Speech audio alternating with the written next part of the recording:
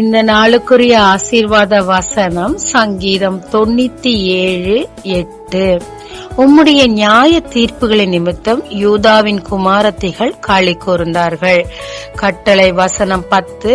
கர்த்தரில் அன்பு கூறுகிறவர்களே, தீமையை வெறுத்து விடுங்கள். யோசுவாவுக்கு தேவன் அநேக வெற்றிகளை கொடுத்தார். ஆனா ஆயி பட்டணத்தை பிடிக்கும் போது ஒரு தோல்வியை சந்திச்சாங்க. என்னடா விஷயம் சொல்லி சீட்டு குடுக்கி போட்டப்ப ஆகான் வஸ்திரங்களை திருடி வச்சிருந்தாரு.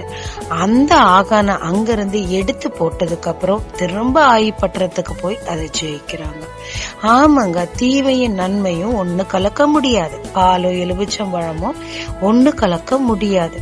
தேவனிடத்துல நான் அன்பு கூர்றேன், கர்த்தரை மிகவும் நேசிக்கிறேன்னு சொல்லிக்கிட்டு சில பாவங்களை நமக்குள்ள வச்சிருந்தா அது நம்முடைய ஆசீர்வாதத்துக்கும் தேவன் நமக்கு செய்ய போகும் நீதிக்கும் தடையா இருக்குங்க.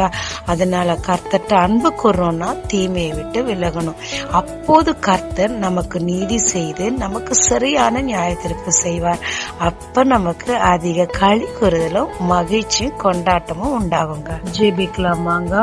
தேவரீர், எனக்கு சீக்கிரத்துல நீதி செய்து என் சத்துருக்களை நீர் அழிக்க போகிறீர். ஆனா நான் உண்மை மிகவும் நேசிக்கிறேன் ஐயா. சில பாவங்கள்ல இருந்து என்னால விடுதலை பெற முடியல.